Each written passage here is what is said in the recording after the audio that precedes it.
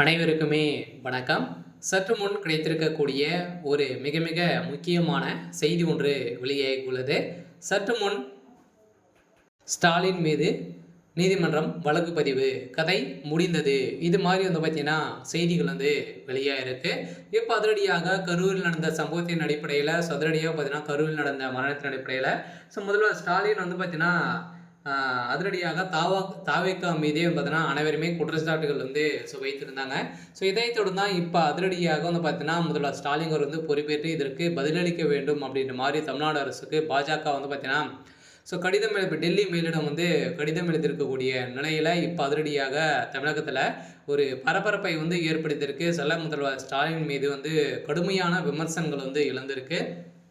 இந்த விமர்சனத்தின் அடிப்படையில் தான் அதிரடியாக பார்த்தீங்கன்னா பாஜக பிரச்சனைகள் கொடுத்துட்டு வராங்க. சொல்ல முதல்வர் ஸ்டாலினுடைய கதை ஒட்டுமொத்தமாக முடிய போகுது. இதை பற்றி இந்த வீடியோவில் நம்ம முழுமையாக பார்க்கலாம்.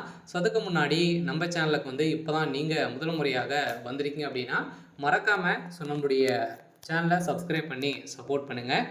வாங்க வீடியோக்குள்ளே போகலாம். பார்த்தீங்கன்னா முதல்வர் ஸ்டாலின் அவர்கள் அதிரடியாக பார்த்தீங்கன்னா இதுக்கு பொறுப்பேற்று அவர் தான் பதிலளிக்க வேண்டும். அனைத்துக்குமே பார்த்தீங்கன்னா நீங்கள் பொறுப்பு கொள்ள வேண்டும் அப்படின்ற மாதிரி குற்றச்சாட்டுகள் முதல்வர் ஸ்டாலின் மீதே எழுந்திருக்கு.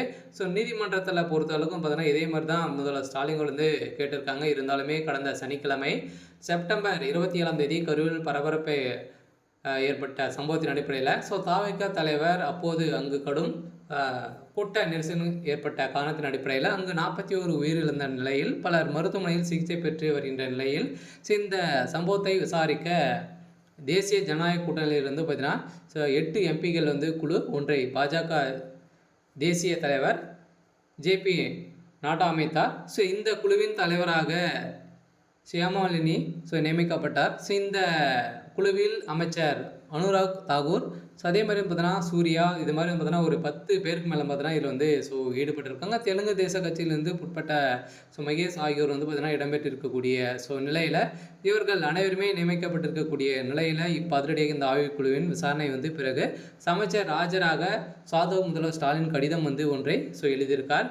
இந்த நிலையில் தான் நீதிமன்றத்தில் முதல்வர் ஸ்டாலின் அவர்கள் பார்த்தீங்கன்னா அதிரடியாக நீதிமன்றத்தில் ஆஜராக வேண்டும் அப்படின்ற மாதிரி நீதிமன்றம் போட்ட உத்தரவின் அடிப்படையில் இப்போ அதிரடியாக முதல்வர் ஸ்டாலினுடைய எதிர்காலம் ஒட்டுமொத்த கதையுமே முடிக்கக்கூடிய அளவுக்கு தான் நடந்திருக்கு. இது கரூரில் நடந்தது ஒரு மிகப்பெரிய திட்டமிட்ட ஒரு செயல் அப்படின்றத பார்த்தீங்கன்னா இப்போ அதிரடியாக முதல்வர் ஸ்டாலின் மீதே குற்றச்சாட்டுகள் நீதிமன்றம் வைத்திருக்காங்க. இந்த குற்றச்சாட்டுக்கு முதல்வர் ஸ்டாலின் அவர்களை தான் பதிலளிக்க வேண்டும் அப்படின்ற மாதிரி இப்போ உத்தரவு போட்டிருக்காங்க. இருந்தாலுமே என்ன நடக்குது அப்படின்றத வெயிட் பண்ணி பார்க்கலாம். இது மாதிரி செய்திகளை தெரிஞ்சுக்கணும் அப்படின்னா மறக்காமல் நம்மளுடைய சேனலை சப்ஸ்கிரைப் பண்ணி சப்போர்ட் பண்ணுங்கள். தேங்க்யூ.